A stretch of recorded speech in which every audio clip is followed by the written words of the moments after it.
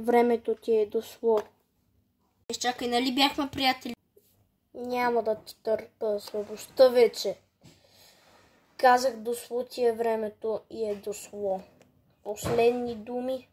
Ох, моля те, не дей така. Моля те. Ти ли казах нещо? Защо го правиш? Какво съм ти направил? Не си изпълнява с мисиите. Прави за тия тъпи мисии. И какво ще направиш? Ще ходиш при майка си да й плачеш. Ти показвам! Тъпак. Най-накрая дадоха ми нови крака. Супер! Още свършила битката. О, така ли? Още ли искаш да те пребия? Ще видим.